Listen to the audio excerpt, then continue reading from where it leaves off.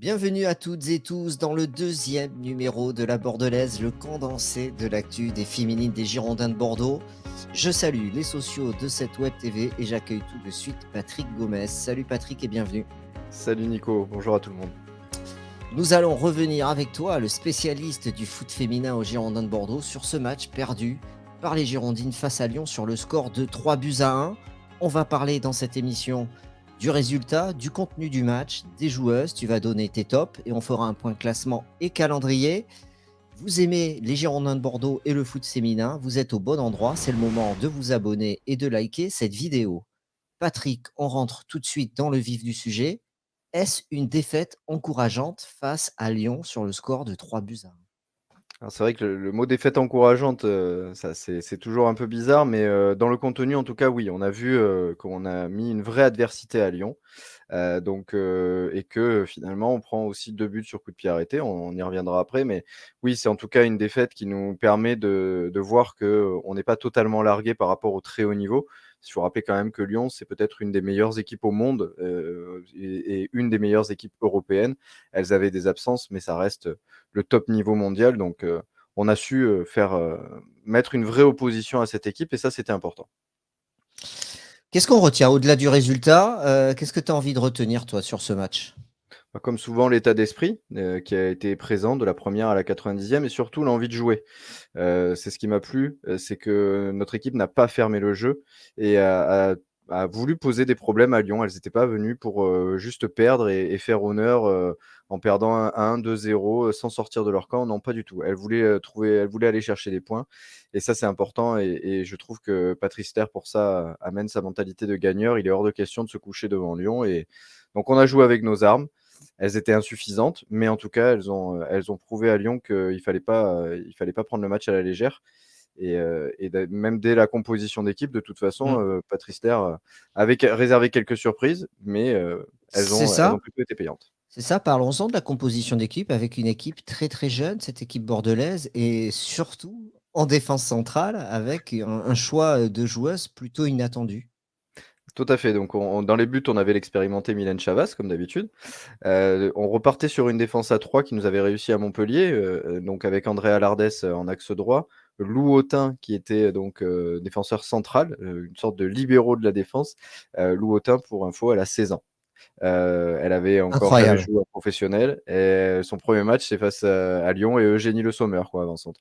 Donc ça met un peu le niveau déjà de cette joueuse parce elle a été très, très performante et donc en axe gauche, on avait Julie Thibault. Ensuite, nos 2 pistons étaient 2 joueuses très offensives puisque c'est Julie Dufour et Jelena Karlisic qui sont d'habitude plutôt des joueuses de côté, dans un 4-3-3. Au milieu, on retrouvait les indéboulonnables, Maëlle Seguin et Ella Palis. Et enfin, offensivement, on avait Maëlle Garbino pour orienter le jeu, une attaque à 2 avec Melissa Gomez et Michaela Cardia. C'est ce système-là qui a été choisi par Patrice Terre, avec, encore une fois, des choix forts, notamment Jelena Karlisic, pour pallier à l'absence de Melissa Herrera, entre autres, et Lou Autin à la place d'Océane Daniel, qui aurait pu, tout à fait rentrer dans la défense centrale. Pourquoi il fait jouer, des joueuses aussi jeunes? Pour expliquer à ceux qui suivent pas forcément les féminines. Aujourd'hui, il y a un projet, qui est, basé sur la formation. Gérard Lopez s'en est exprimé, récemment et je pense qu'à valeur égale ou en tout cas, il veut faire progresser des jeunes joueuses comme Maëlle Seguin, comme, Lou Autin au détriment peut-être d'autres comme Océane Daniel, notamment pour Lou Autin. Mais encore une fois, ça lui a plutôt donné raison, même si on a eu un gros déficit physique et on le verra par rapport aux résultats. Malgré tout, dans le jeu, bah, elle a pas démérité et elle a plutôt même été, très très bonne. Moi, j'ai trouvé qu'elle avait fait un match très correct, en tout cas. Pour une première face à Lyon, Ouais, c'est très correct. parce que c'est pas, le gabarit, de la défenseuse centrale, comme on peut voir Wendy Renard, comme on a vu à Bordeaux avec Vanessa Gilles, elle fait pas 1,80 m, voilà, elle est plutôt, alors je sais pas si on peut dire un physique de latérale quoi, tu vois? Oui, oui, C'est c'est ça, tout à ça. fait, Mmh.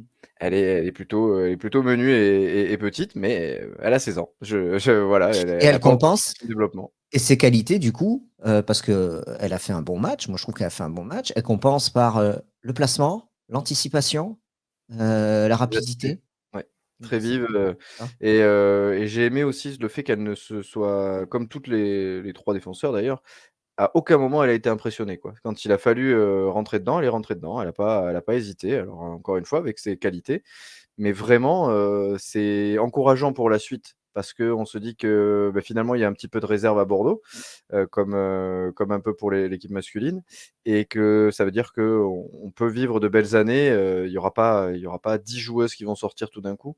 Mais en tout cas, s'il y en a 3-4 déjà qui sont capables de montrer le bout de leur nez, il y a Fiona Liègre, il y a qui était pas là, qui était qui a absente parce qu'elle est 17 ans. voilà, qui est à la coupe du monde du 17. On a Marion Elewin qui est aussi une jeune joueuse, Amandine Herbert, Lou Autin, Maëlle Seguin. 18 ans, Maël Seguin. Maëlle Seguin, 18 ans. Jelena Karlicic, 20 ans, qui était C'est titulaire 20 aussi. ans, Ouais. Julie Thibault qu'on croit comme une patronne, c'est 24 ans. Mm. C'est voilà, Ella Palis, c'est 22 ans, Julie Dufour, c'est 21 ans, Michaela Cardia, c'est 23 ans. Mm. Voilà, les expérimentés, c'est Melissa Gomez, avec 28 ans. C'est pas non plus Maëlle Garbino, j'ai plus son âge en tête, mais et Andrea Lardès à 28 ans. Et le reste, c'est voilà, c'est 18-20 ans. Donc cette équipe-là a réussi en tout cas à poser de gros problèmes à Lyon. Voilà, et c'est bien de remettre ce contexte-là d'expérience quand tu joues l'OL et que tu regardes l'expérience de l'équipe bordelaise en face. Alors, on était en tribune tous les deux. Oui. euh, et moi, je trouve que cette équipe n'a pas démérité. Au contraire, les Lyonnaises ont été obligées de piocher un peu dans les réserves. On l'a senti en deuxième mi-temps pour maintenir cet avantage au score. Exactement, mais c'est vrai qu'on se doutait qu'elles allaient démarrer pied au plancher parce qu'on sort d'une trêve internationale, donc elles ont quasiment que des internationales. Et dans 3 jours, elles ont un match très important, enfin le 19 maintenant, elles ont un match très important face à Arsenal en Ligue des Championnes. Donc on se doutait qu'elles allaient vouloir très vite prendre le score et tuer le match pour pouvoir mieux gérer en deuxième période. C'est ce Mm. qui s'est passé puisqu'on a pris un premier but sur un très bon mouvement avec une interception un peu ratée de Maël Seguin malheureusement au milieu, un beau mouvement avec un dédoublement d'Inès Jorena, un centre qui est dévié par Eugénie Le Sommer et une superbe demi-volée de Lindsay Horan, qui est juste la capitaine de la sélection américaine, qui est une des meilleures au monde et qui la met petit filet imparable pour Mylène Chavas. On aurait pu penser que ça allait dérouler et que voilà, le match aurait été plié, qu'il y aurait 4-5-0 à la mi-temps, comme elles savent le faire, hein, Lyon. Elles prennent, Mm. enfin voilà, elles font jamais de cadeaux à leurs adversaires. Et non, en fait, on réagit, on commence à sortir, on commence à jouer. L'équipe peut-être est un peu moins impressionnée et sur une magnifique action de Julie Dufour qui essaie de passer son bat, elle obtient un corner qu'elle tire magnifiquement bien. C'est la 10e minute à ce moment-là. Il y a Julie Thibault qui arrive lancée, qui reloupe le ballon de peu, et Michaela Cardia, qui est une des plus petites joueuses qu'il y avait sur le terrain, qui prend le dessus sur Melvin Mallard et qui met une tête un peu retournée en pleine lucarne. Donc, Magnifique. super but. Et on sent que ça aurait pu aussi les tétaniser, et non, elle continue à jouer.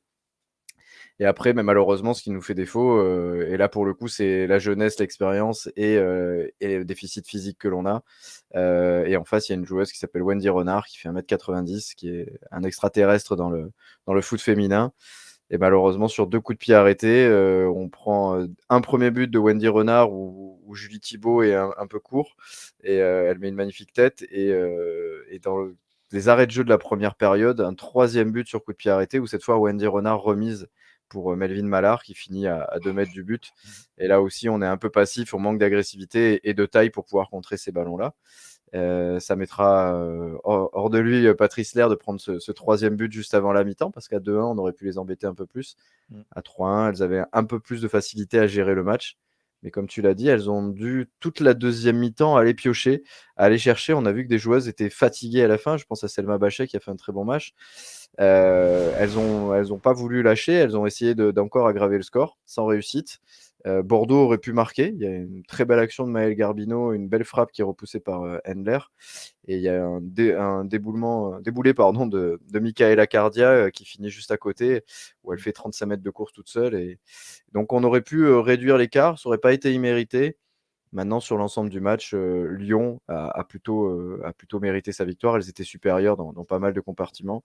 Mais on répète, Bordeaux a vraiment dû faire jouer cette équipe lyonnaise. Lyon n'a pas pu, je pense, lever le pied comme elle l'aurait voulu à quelques jours d'un match important. Elles ont dû vraiment se donner à fond. Allez, Patrick, c'est le moment de tes tops. Quelles sont les joueuses que tu as aimées, celles qui ont été peut-être au-dessus à tes yeux dans ce match? Ouais, on aurait quasiment pu toutes les citer parce il y a eu un vrai match collectif. J'ai ressorti quand même 4 joueuses. La première, c'est un top coup de cœur, c'est Michaela Cardia. qui était déjà top face à Montpellier, qui marque, mais surtout qui a fait un match impressionnant devant. Elle avait quand même des joueuses internationales, des grandes joueuses. Techniquement, elle a su garder le ballon, elle a énormément apporté pour lui prendre le ballon dans les pieds quand elle l'avait. Elles n'y arrivaient pas, elle passait toujours l'épaule, elle arrivait toujours à se faufiler, une grande vivacité, beaucoup de jeux de course, des appels de balles, donc, et récompensée par un but de la tête.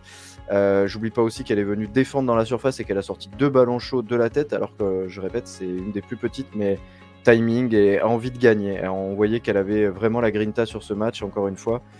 Donc c'est un gros coup de cœur et un gros top pour moi, Michaela Cardia. Elle fait 1,59 m. Elle mesure Ouais. 1,59 m. C'est voilà, Marque de la tête. elle marque de la tête et elle sort 2 ballons chauds et encore une fois son activité a été voilà, juste impressionnante. Ça a été vraiment très, très intéressant, ce match-là. Ensuite, j'ai beaucoup aimé le match d'Andrea Lardes. Elle a été toujours dans son style. Andrea, on la voit pas faire des choses exceptionnelles avec le ballon, mais alors dans l'anticipation, dans le nombre d'actions de contre-attaque qu'elle a coupées, de ballons chauds qu'elle a enlevés, de justesse dans la relance même, elle a été, je trouve, très très forte, avec un calme qui la caractérise. Et voilà, j'ai vraiment beaucoup aimé ce match solide défensivement, dans l'agressivité et exemplaire, comme souvent notre capitaine, exemplaire.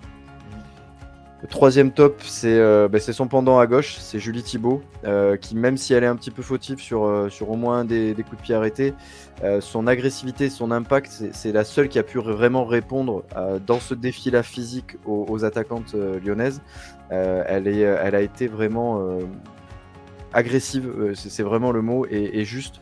Elle n'a pas fait beaucoup d'erreurs et on voyait qu'elle aussi, elle avait décidé de rien lâcher. Et quand Julie est à ce niveau-là, c'est une Julie de niveau international. Donc c'est ce qu'on a vu et ça nous a beaucoup. Enfin, moi en tout cas, ça m'a beaucoup plu dans ce style de jeu et dans cette défense à 3. Ça lui convient très très bien. Donc voilà, j'ai beaucoup aimé Julie Thibaud. Ok. Et On a un enfin, quatrième. il y en a une quatrième, c'est Maëlle Seguin. Faut le rappeler, 18 ans. En face, elle avait pas n'importe qui. C'était Vente de Donk, c'était Amandine Henry. Et Maëlle Seguin, elle a encore fait son match, quoi. Toujours première prise de balle exceptionnelle. Moi, je trouve que vraiment, elle a une qualité dans sa première touche à savoir s'orienter dans le bon sens du jeu qui est au-dessus de la moyenne. Et quand on commence à comprendre le jeu de cette façon-là, je pense que ça veut dire qu'on a des qualités pour aller jouer très très haut.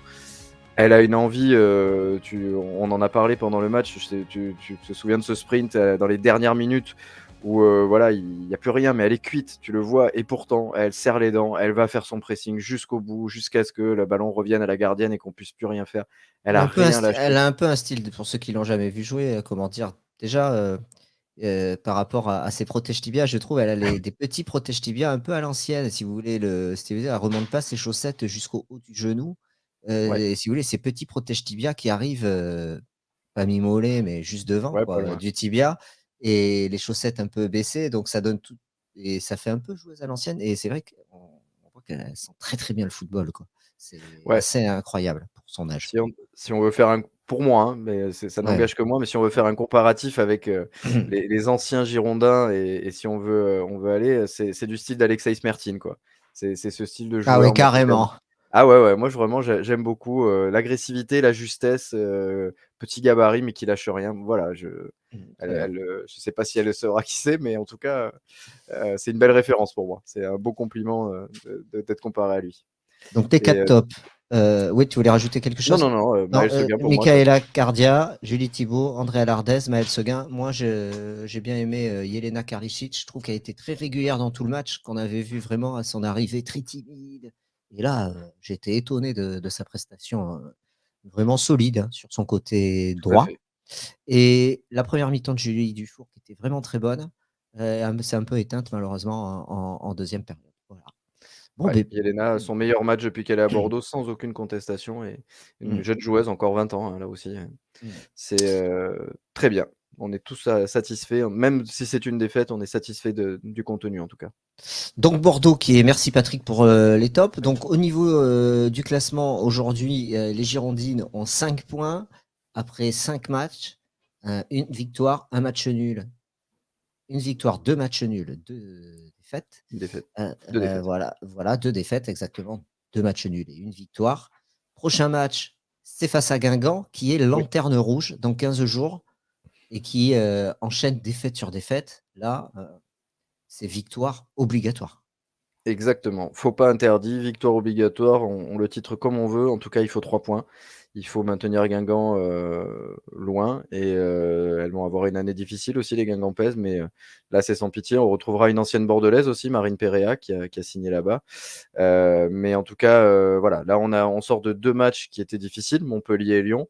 On a un match où il faut absolument prendre les 3 points et ensuite on enchaînera avec 2 nouveaux matchs difficiles, Paris FC et PSG.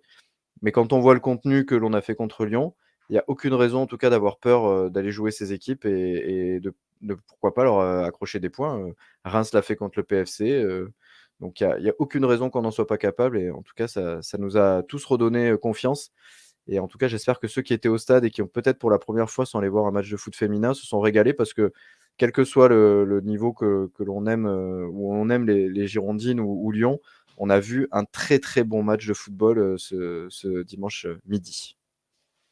Exactement. Eh bien, merci Patrick. On a terminé cette deuxième édition de la Bordelaise. Merci de nous avoir suivis. Si vous tenez à revoir cette émission après le prochain match de l'équipe féminine, n'hésitez pas à liker, à partager, à vous abonner à la chaîne YouTube. Ça nous permet d'avoir du soutien. Et si vous souhaitez aller plus loin, parce que pour nous permettre de proposer ce type de contenu, c'est grâce aux sociaux de Web Girondin TV que nous pouvons le faire. Donc n'hésitez pas, le lien est en description de la vidéo pour vous abonner et nous soutenir. Voilà. Patrick, je te souhaite une bonne fin de semaine, puisque nous sommes jeudi. Je te dis à bientôt. À bientôt Soirée. Nico. À Allez, bientôt. salut à tous. Au Ciao, revoir. ciao.